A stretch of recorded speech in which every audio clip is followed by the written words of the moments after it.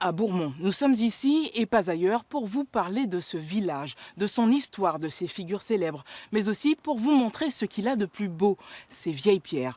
En fait, ce qui lui permet d'arborer fièrement, aujourd'hui, le label Petite Cité de Caractère.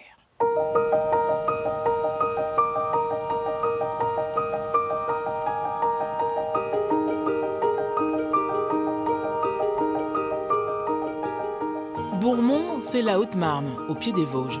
Le bourg domine la vallée de la Meuse. Sa particularité, deux églises. En bas, l'église Saint-Joseph, construite au XIXe siècle. Et sur le promontoire, à 493 mètres d'altitude, l'église Notre-Dame. Cette église Notre-Dame est l'héritière de la chapelle du château, effectivement. Ce château qui s'est installé peu après l'an 1000, il avait sa propre chapelle, Saint-Florentin, chapelle qui a disparu en même temps que le château, et elle a été remplacée en 1754 par la vaste église que l'on connaît maintenant. Le style de l'église Notre-Dame n'est ni roman ni gothique, c'est un style classique. Elle est construite donc en 1754, à une époque où on s'inspire beaucoup de la Renaissance, époque qui elle-même s'inspire de l'Antiquité. Et donc les volumes, l'ornementation, tout cela puise dans le vocabulaire antique. Difficile de résister à la tentation de se promener dans le vieux Bourmont, un enchevêtrement de pierres et de toits de tuiles, dernier témoin d'une époque jadis prospère.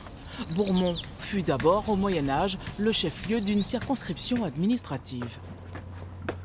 La deuxième période de prospérité, c'est le XVIIIe siècle. À ce moment-là, la cité de la Motte est détruite sur ordre de Mazarin, elle est prise militairement, détruite, et l'ensemble des fonctions civiles, militaires, judiciaires, de police, enfin l'ensemble des fonctions, y compris économiques, est transféré à Bourmont qu'il avait eu au Moyen-Âge.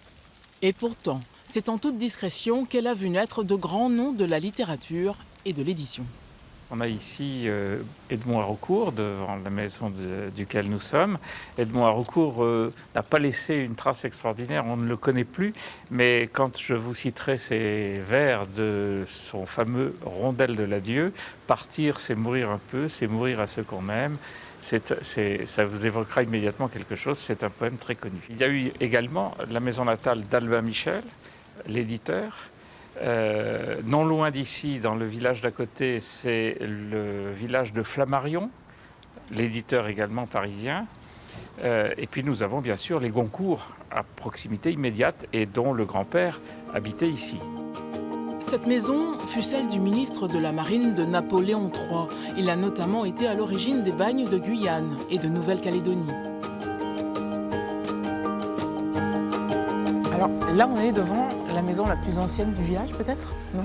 Oh, la plus ancienne, je ne sais pas, mais en tout cas une des plus impressionnantes. Effectivement, on l'appelle la maison Renaissance parce qu'elle a été bâtie à la fin du XVIe siècle par un officier, un homme très important ici qui avait le rôle de bailli. Le bailli, c'est l'équivalent de notre maire actuel et qui par ailleurs a des fonctions dans la justice. Donc un homme très important, très influent, un aristocrate qui était en mesure de se faire bâtir cette magnifique maison. Elle est sur 3 niveaux, il y a 2 pavillons principaux qui sont reliés par une galerie, et ce qui en fait un bâtiment effectivement encore aujourd'hui très très imposant.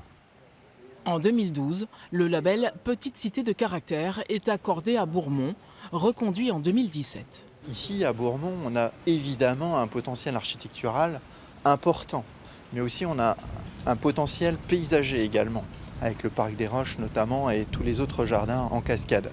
Alors, c'est un travail qui a commencé au début des années 2000 finalement, où on s'est intéressé à la façon de valoriser ce potentiel et ce patrimoine. Et comment le mettre en valeur ? Eh bien, en y créant des animations, en y faisant participer les populations. Parmi ces animations programmées dans l'agenda de Bourmont, cette exposition consacrée depuis un an à la 2e division d'infanterie américaine. Une autre page de l'histoire du village, écrite le 26 octobre 1917. C'est la seule armée des États-Unis qui a été créée en dehors du territoire national. Pourquoi ce lieu ? Bien parce qu'on n'est pas très loin du front, on est à moins de 100 km du front.